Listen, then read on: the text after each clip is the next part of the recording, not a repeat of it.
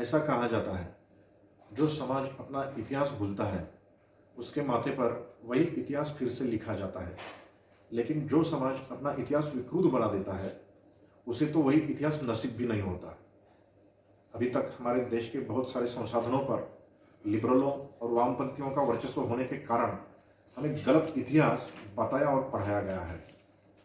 पिछले हफ्ते छावा मुहिम रिलीज होने के बाद छत्रपति संभाजी महाराज को बदनाम करने के लिए विकिपीडिया पर जो उनकी जानकारी है वो कम से कम 150 से अधिक बार एडिट की है।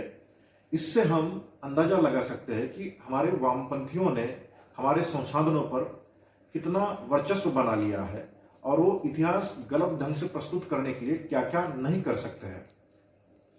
जैसे कि औरंगजेब जैसे जिहादी को अभी तक तो उसका महिमा मंडन करते हुए उदार, आत्मनिर्भर और हिंदुओं को मदद करने वाला बताया गया है, लेकिन छावा मुहिम में पहली बार इतिहास में ऐसा प्रयास किया गया है।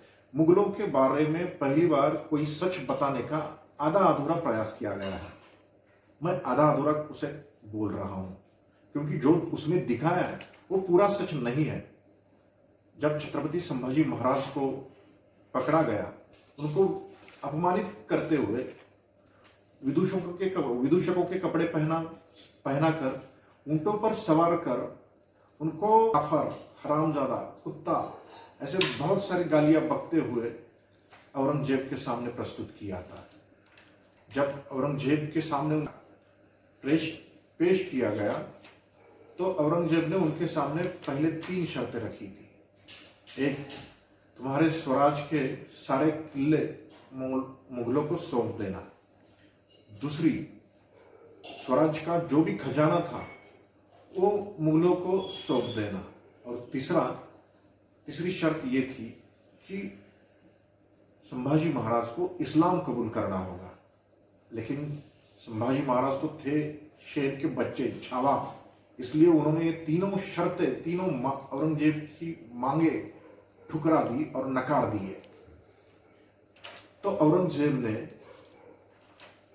छत्रपति संभाजी महाराज का क्या करना है, इसलिए उनकी दरबार की जो काजी लोग थे उन काजियों की एक समिति नियुक्त की।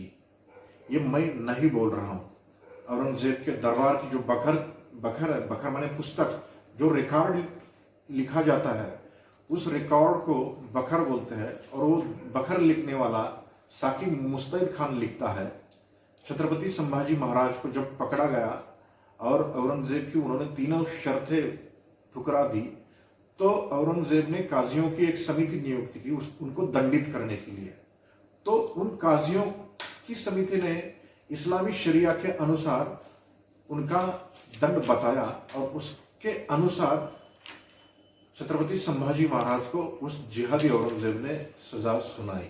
तो उस सजा के तहत उन्हें और उनके जो मित्र है कवि कलश, उनके नाखून निकालना, उनकी जिह्वा को काट देना, उनके खाल खिंचवा कर उनके शरीर पर उनको वेदना देने के लिए, उनको तड़पाने के लिए नमक छिड़कना और बहुत सारी यातनाएं उनको देते हुए उनको तड़पा कर मारना। इतिहास बताता है 1 फरवरी से लेकर 11 मार्च 1689 तक 39 दिनों में छत्रपति संभाजी महाराज को इतनी सारे यातनाएं देते हुए उनको तड़पा कर मारने की कोशिश की गई है। जो छावा में हमने देखा है वो तो एक आधा सच देखा है। बाद में उनके शरीर को टुकड़ों में तलवार से काट दिया गया और वो शरीर के सारे टुकड़े वो भीमा नदी और इंद्रायणी नदी का जो संगम है उस संगम के किनारे सारे टुकड़े फेंक दिए गए। रात के अंधेरे में वहाँ के हिंदुओं ने, मराठाओं ने वो टुकड़े इकट्ठा करते हुए उनका दाह संस्कार, अग्नि संस्कार किया था।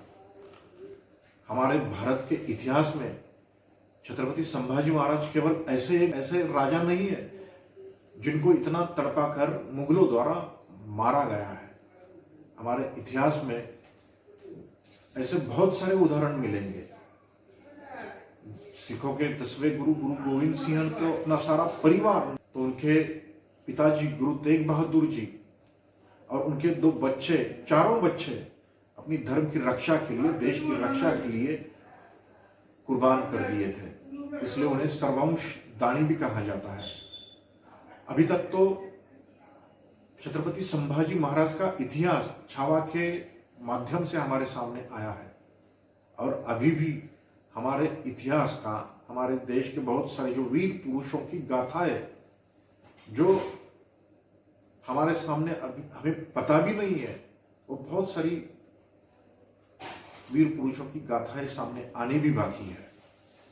छावा तो अभी एक शुरुआत है। नमस्ते।